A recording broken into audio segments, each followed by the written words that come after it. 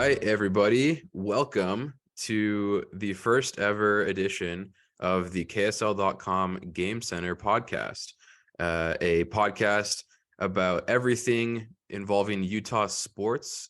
This is your location, your center to learn all about the happenings that are going on with your favorite teams here in the Beehive State. And to get things kicked off, we've got the latest news about everyone's favorite professional basketball team here in Utah, the Jazz. And to do that, we are joined today by Ryan Miller, beat writer for KSL.com. How's it going, Ryan? Yeah, it's going great. Honored to be the first one on this thing. So thank you for having me, Caleb. Yeah, I thought it was only fitting with everything that's gone down this summer, and then also with the Jazz being the biggest team in this market, right? And so sure. it's always fun to talk about that. And yesterday, the unofficial / official start to the season, I guess, with Media Day, Jazz players coming back into town, speaking with media for the first time, a lot of new players with what has happened this offseason with the Jazz. It's been a crazy couple months to put it lightly, I guess. And I'm sure you've been an observer and participant in some ways in that roller coaster that we've been through over these last couple months. So I'm just curious, what's it been like for you covering this team since basically the early playoff exit that we had last spring? Yeah, so in the NBA world, the summer, well, the last 2 years hasn't been like this with COVID, but usually like summer is a good time. You just like, all right, team's gone. We're just gonna take a little break for a couple months and do some other fun things around the house, all that. We never really got that this year. There was always this cloud hanging over, like you would hear things here and there, like, yep, this is gonna happen, maybe not gonna happen. And so it's like, I think it was Justin Zanuck yesterday. He's like, it was never ending. And really, that's how we all felt too, because it was like, you could never like take a step back. You will always, something was always involved in. Kind of funny to illustrate this point so I think it was honestly, it may have been the first player to come up for Media Day yesterday was Leandro Balmaro, who was a part of the Rudy Gobert trade, came over from Minnesota. We have talked to this guy. He was in the summer league with the Jazz in Vegas. We did an intro with him. This should not have been a new player. He was in a trade. Here were the first 3 questions for you that he had. What attracted you to the Jazz? How did your contract come about with Utah? Was it always your dream to be in the NBA? All three different beat writers there. That was not for Leandro Balmaro. We thought he was Simone Fenicencio. I don't even know how to say his name. Legitimate. This is how crazy the summer was. We were mistaking players from the get-go because there's 14 new guys and 16 if you count non-guaranteed guys. Like this is how crazy this thing is. Like we went from covering a team that literally has been together for the better part of 3 years. For the most part, all the key cogs, like we're all there for 3 years. And now it's like, cool. I've never seen this guy who was like, it was like you're literally being introduced to some of these people. And so, yeah, it was crazy summer, crazy to turn around. I don't know how this all fits on the court. I think there's a lot of different motivations from a lot of different guys. I think the team knows it's not going to be good. So, yeah, but it's a crazy summer. Fun. I think it actually will be a fun season because of that. Like, it's just new blood's always fun. So, yeah. I think fans, if they're looking for a winning team, might have a hard time. If they're just looking for some fun, entertaining basketball, I'm sure it'll be a good time. So I've been a fan of the San Antonio Spurs for a very long time, and they're in a similar boat, projection wise on how they're going to do this season to the Jazz. And I thought Coach Popovich had a great quote yesterday during their media day. He said, I would not encourage any of you to go to Vegas and bet on this team to win the championship this year. And I think, people in the Jazz, whether they say it publicly or not, would probably say something similar. And so, yeah, I think that's spot on. That's a great illustration. I love that story about Balmaro. Oh man, it was one of the more embarrassing moments of our lives. We're all like after it was over, because we all like based off his answers, it like eventually triggered like, oh my gosh, we are idiots. And so we're like all it was like slowly, because no one wanted to admit that they did it, because I was one of the people that did it. Yeah. So there were 3 other people that also thought the same thing. So like at the end, one of it was like, so did you thought that was Simone too? And it was like, yep. And it was like, oh man, face palm moment from the media. Fortunately, that was the only person we did that with. So we aren't that bad at our jobs. Yeah, no, that's pretty impressive given how much change there was, for sure. So And- no. Yeah. And you know, there was a lot that happened. Obviously, I'm not even going to try and, you know, recap that for everybody.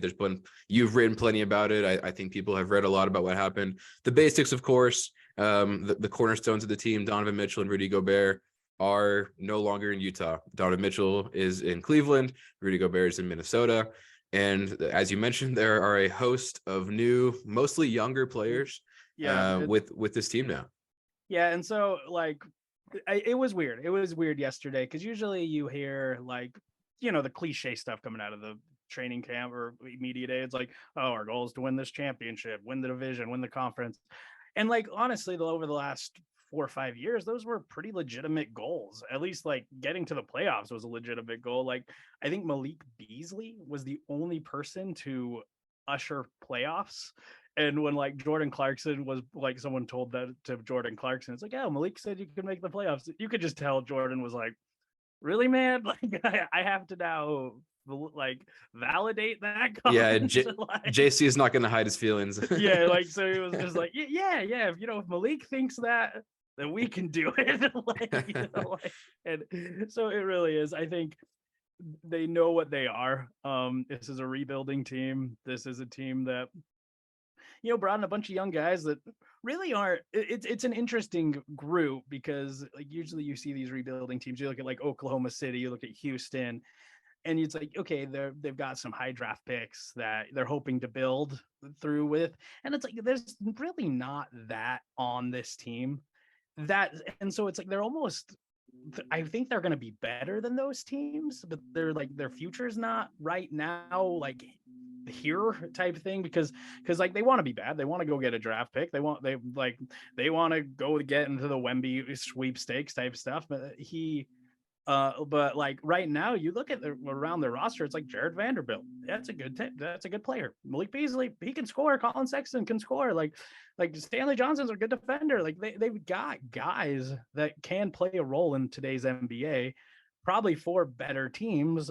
I just don't know if they have like the piece that you can get excited about right now. And I think that's what they're going to look at in the 2023 draft and 2024 draft. So right now we could be looking at the role players of the future for a good team, or just trade chips down the line. We'll see. But I think really it comes down to have fun with this team. I think like based off of yesterday, I think there are some fun personalities that I think fans will enjoy and watch. You just don't have any expectations for winning. Just have a good time watching basketball. And I know that's not always the greatest way of being a sports fan, but that's really all it is going to be this season. Yeah, so I was going to ask you, other than those unfortunate faux pas during the interview, what were some of the highlights for you from yesterday? Malik Beasley is a energetic person. You can if you look at his past, he's had some checkered history with the law, with poor mistakes. You can tell he really wants to kind of turn over a new leaf here. You saw it in the summer, his first interview with us, Zoom interview. You know how Zoom interviews are. Like everyone's in sweats, anyone's in sweatshirts. They're just, he came in with a suit in a Vegas hotel, like no reason to do it, but he just like that was the first image he wanted to present to people in Utah. Like, look, I'm a classy guy. I want to do this. Kind of said the same thing yesterday, but really just a personable guy. Like he after the end of his interview, he sat back down. He's like, actually, I want to ask you guys a question. Asked a few of us where we're from, why we're here in Utah, and so it's like you can tell he wants to be part of a community. He said he wanted to win the Community Assist Award and also be an all-star. I think one of those two are a very big possibility. I'll let you decide which one. And so, no, I think he'll be great. Like, I think, so we'll have, so Malik is a very, very interesting person. Simone's background is actually, I think it's one of the coolest things. I love when these mid-20s guys who've just been fighting in the in EuroLeague a bunch and trying to make a name, kind of get a chance to pop. I think that'll be fun. Walker Kessler is a nerd and a lovable nerd. I think people will really, really like him. And he's also very like he's one of those guys like initially you're like he'll be a coach in 10 years. I don't know how long his NBA career will be, but he will be a coach. He has that kind of attention to detail. Colin Sexton's fun. And so yeah, like it was a lively event. Like everyone was enjoying themselves. Like Justin Zanuck and Danny Ainge had some banter. Danny Ainge just kind of hung out in the back room for half the day. So yeah, I think there's an excitement around the building, probably a better vibe, better feel than there have been at least last year. Last year was just a cloud hanging over everything and honestly, there's so many reasons why that happened, but yeah, like you kind of that is now gone. And so it's like this clean slate for everyone. And so yeah, it was fun. It was a fun event. It's one of those things we'll see how happy smiley everyone is when, they lose 7 of 8. And so because everyone can have that same, I guess, goals right now, because I think everyone understands who they are and what they can accomplish. But yeah, it's a lot harder when it's happening. So we'll see how things shake out in the first, 10, 15 games and see if everyone's still smiling. For sure. And speaking of what the actual games will look like, I just looked it up. Vegas has the over/under for Jazz wins this season at 25.5. Are you taking the over/under on that? Oh gosh. As I said, I think they've got good, like, honestly, while like you look at the Bojan trade, like they got nothing from Bojan. They literally got nothing. Like, yeah. They've got 18 guys on the roster right now, 15. I like if Kelly Olynyk or if one of these young guys kind of pops. Gonzaga legend Kelly Olynyk. Come on. I would not be surprised. Like, I'm not reporting this by any means. I'm just saying, like, say Udoka Azubuike suddenly is good. Like, you look at this young guy versus Kelly Olynyk, you're like, Kelly Olynyk will be cut. Like, it's not for sure either of the guys they got from the Bojan trade or even on the roster at opening day. Now, would I bet on that? No, I think Kelly Olynyk will be on that roster, but just the fact that that is a possibility shows one thing: Bojan Bogdanovic was too good for this team.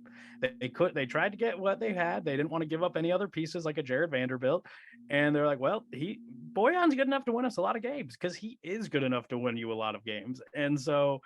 Like, I think they want it to be under, but there's still a lot of like kind of scrappy good guys here. Like, but I don't know how much of a winning player Colin Sexton is. He can put up a lot of stats. I really like Jared Vanderbilt. I probably think he's the best trade chip if we're like ranking trade chips on this team. And so I don't know if that means he's your best player, but he's probably your most valuable player to like a championship team. And so like I think you have a lot of guys that will be motivated to win. And I'm not, and maybe have a bit of a skill to get some wins. So, and when you look at some of the teams, they're also trying to be bad. So, I don't know, 25 sounds pretty fair. I would probably go under just because I think Danny Ainge will make sure it's under in the end. but right now, as things like are constituted, yeah, I probably think they go over. I bet they're probably like a 30-win team with this current roster. I don't think this will be the roster that ends the season though. So. By the end, I would say under.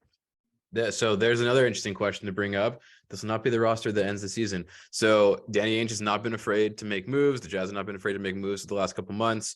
There are a couple really good veteran type players that are still on this team that could help them get over that 25 win hump, namely Mike Conley and Jordan Clarkson. Obviously, rumors about each of them, especially considering that Bogdanovic was just traded. What are you hearing, or what do you think could happen with those two guys? Yeah, to say they haven't been trying to trade these guys would be accurate or a lie. I don't know what I just said, but they've been trying to change. They've been looking at trades for these guys. Mike's value right now is like got killed in the playoffs. He had a bad playoffs. He had a bad 5 games. Or bad 6 games, and suddenly you're looking at no one thinks this guy's good. If you look at his regular season, he was a good player, especially early on, until the whole team got COVID in January, and he suddenly had to play 40 minutes a night and control everything. He never recovered from that, really. He still wasn't bad, but he just wasn't what he was in the first 3 months. So I think the Jazz are almost looking like, okay, if you're rested, you're healthy, he can suddenly come out in the first 3 weeks and have a pretty good like, look like Mike Conley again, I think there'll be interest. And his value will be a little higher. Now, that said, there's just not a lot of teams that need point guards. And so, especially contending teams. And so you might find a hard trade partner there, just because it might be hard to find a trade partner just because kind of supply and demand right now. Still, he's Mike Conley. If he looks good, someone will want him. Jordan Clarkson, I think people know who he is and what he is. But again, you're looking, if someone 6-man gets injured, someone is looking for a little more scoring off the bench. Yeah, it's not a hard contract to move. I don't think it's terrible by any means. So yeah, I think those two guys are definitely potentials to move, and I think their values will increase with playing time. I think once you clear that playoff just sour taste out of everyone's mouth, I think Mike's especially will go back up. And an interesting one to me is Rudy Gay. He obviously he fell out, like he was in Quinn's doghouse last year. Quinn did not like what he was giving. Lost his spot in the rotation to Juancho Hernan-Gomez. And like just visibly frustrated all year, or at least had the second half of the year. Again, said all the right things yesterday, still on the roster. I think there might be a rehabilitation project here with him as well. Like, hey, we're going to give him 20 minutes a game, see if he can show something, see if we can up his value, because it doesn't make sense. Like, those three guys on this team just doesn't make sense. You can, like, Mike Conley, he likes being the mentor. He's said that many times, and he's like, whatever, if we have 3 or 4 new guys or 14 new guys, I enjoy doing this. Like, it's fun to watch people grow in this game. So and his family loves it here. Like, so he even said, like, yeah, if I get traded, I think my family's staying in Utah for at least the season, and then I'll go. I don't want to uproot their lives. And so, like, he said that's kind of the most important part for him right now. And so, yeah, there's a balancing act for him, because it's like, yeah, he wants to compete for a title. He wants to go play in the playoffs. I don't think he wants to spend his twilight years, on a 25-win team looking to get a first-round pick or a high draft pick. So I think there'll be, again, I think it's easy to say all these things now when before the season. You go on a 9-10 game losing streak. I think I wouldn't be surprised if the veterans are like, all right, get me out of here pretty quick.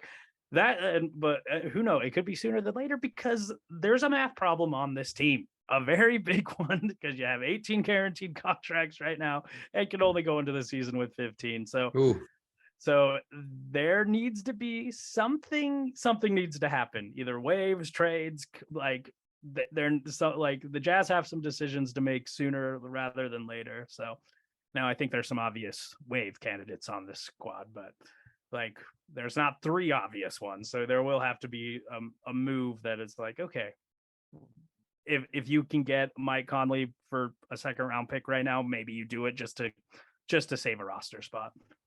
Certainly. Yeah. And it's really interesting. You mentioned, these veterans, and that they're willing to kind of take on a little bit more of a mentor role. At least they say they are, right? And I think it stood out to me that over this past couple of weeks, Danny Ainge and Justin Zanuck have kind of said that about these veterans that are still here. They've really praised them as being like these Jazz guys, right? Like Jazz first, like they love being in Utah. And then they've just kind of commented on the energy around the team right now. And I think it's cool that it sounds like at least you were able to kind of feel a little bit of those good vibes and the feelings around this team yesterday. Well, that's what it's like. You look at like a Jordan Clarkson, especially. Like, Jordan is like the most carefree person I think I have ever came across in my life. And honestly, like you almost think about like, what would it be like to be an NBA player, to have that lifestyle? I think everyone just kind of imagines what Jordan Clarkson does, because as like you're a San Antonio Spurs fan, I grew up in Utah. Like you hear about all these small market stuff, and it never really made sense to me, because I'm like, okay, you're traveling around playing basketball for 6 months out of the year, and then you can go wherever you want in the summer. Like, where does it really matter where you're playing if that's like quote unquote your home base? Who cares? You're never there. And like Jordan Clarkson literally said that yesterday. He's like, yeah, I don't care. Like, it's like, I've been to Paris, I've been to Manila, I've been to New York. Like, I've just been chill. I've been everywhere this summer. And now it's like, whatever. I'll play whatever jersey you want me to play in. Like, I do not care. And so Jordan, honestly, you look at JC and it's like, I don't know. I think he might be really excited about this season, because it's like, cool. Can I just shoot 20 times? Like, do I have an ultimate green light just Yeah. to no, he had a actually, but there's part of me that I'm like, maybe he has a less of a green light because Quinn, he was like, dude, Jordan is like, I want him to shoot. We're a better team when he shoots. I'm not sure if Will Hardy will be that open with him about like, just jack up that 35-foot shot. We'll see. And maybe I like, but for trying to create a culture with Jordan Clarkson, just kind of taking over the offense might be a little difficult, but it also would be entertaining. So I'm all in for it. So yeah, we'll see how happy he is if Will Hardy tries to kind of pull him back to the fold a little bit. But again, I think he doesn't like. There's just a feeling of from him, especially like, yes, would he like to go compete for a title? Would he like to be in the playoff? Sure, but his life is pretty good. He realizes that, and so I don't think he cares that much if he's on a 20-win team or a 50-win team.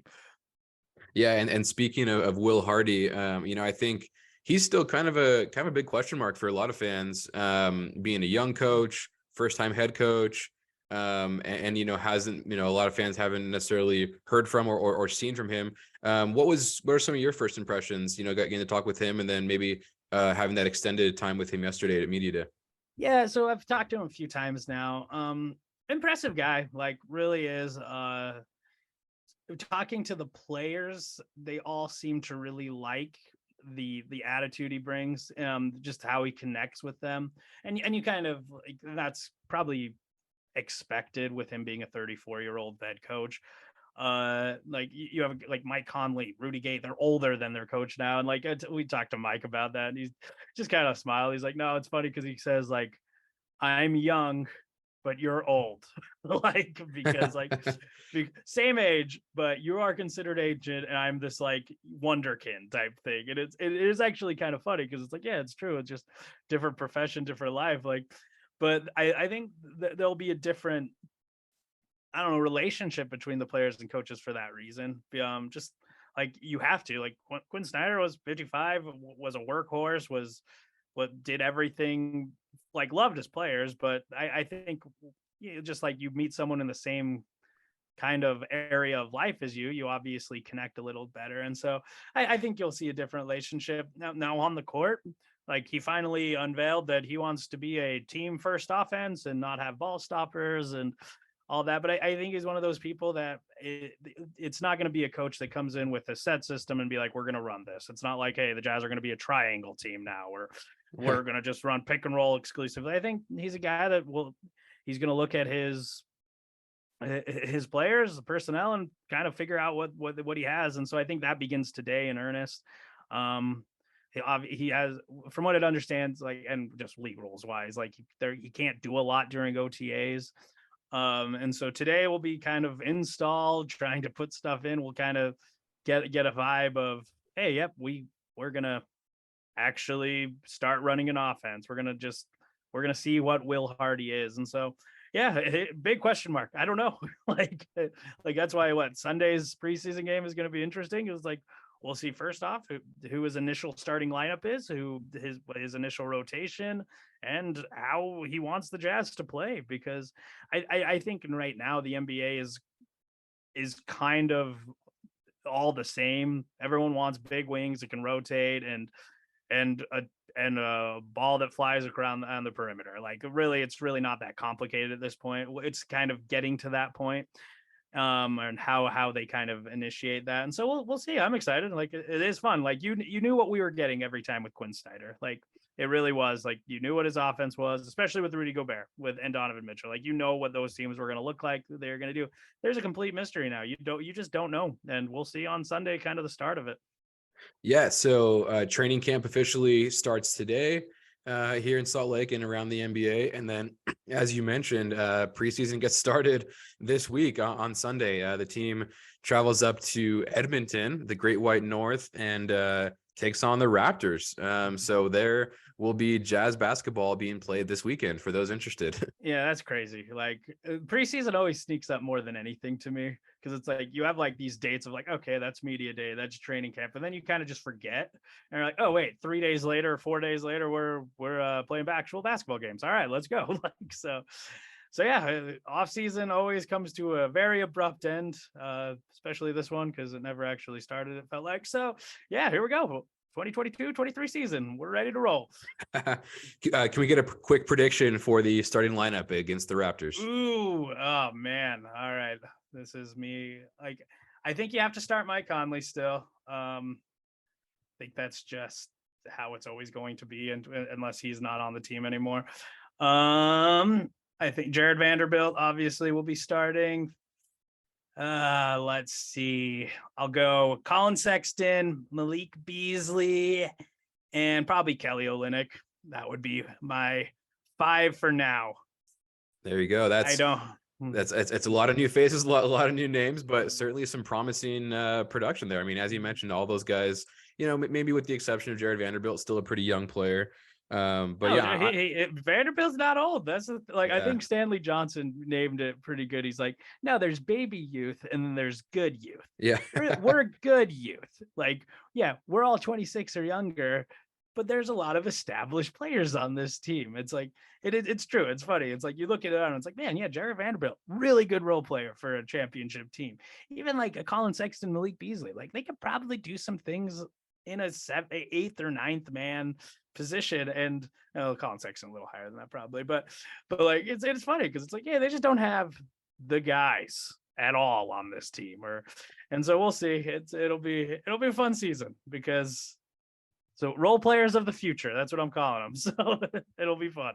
There you go. And it also gives an opportunity for guys that maybe haven't had the opportunity to show that they have that next gear, you know, on a team that is searching for that, right? And I think also with a guy like Colin Sexton, you mentioned, he's coming off an injury. So, you know, there's just kind of a lot of question marks where you're like, all right, you know, we just got to get on the court and see what these guys can actually bring. Yeah, and it like, again, with the 18, having to get to 15, I think that'll be the big storyline because like you do have some guys that are like, okay, that one will probably be the like a Saban Lee, for example, came over in the Boyan trade. I can't see him making that roster unless he really pops over the next 2 weeks. And then it's okay, that makes it down to 2. Say don't make a trade. Like you could be looking at like Udoka Azubuike, first round pick a couple of years ago, being out of the Jared Butler. He could very well not be on this team. Nickeil Alexander-Walker, all these guys, if a trade isn't made before the season, could potentially be wave candidates. And it's a little interesting because it's like these, like even the guys that the fans know at this point, which they don't know Jared Butler or Udoka very well, but like they could be off the team. And it's just the nature of this off season to show that like, man, everything is different. Everything has changed. There will not be any championship aspirations. And yeah, so adjust your expectations accordingly and watch basketball for entertainment and entertainment only this year. Yes, you love to hear it. You love to see it. Well, whether we like it or not, the Jazz season is quickly approaching. Thank you, Ryan, for jumping on. I'm sure we'll have you on again very soon as more things will shake out, whether they be trades or, you know, results of these games and what we see on the court from this team. So I'm super excited for another season to get underway. Yeah, me too, man. Well, thanks for having me on. Of course. All right, guys, make sure you subscribe to this new KSL.com Game Center podcast. We'll be coming at you weekly with the latest from all around Utah sports. So thanks for listening, and we'll catch you next time.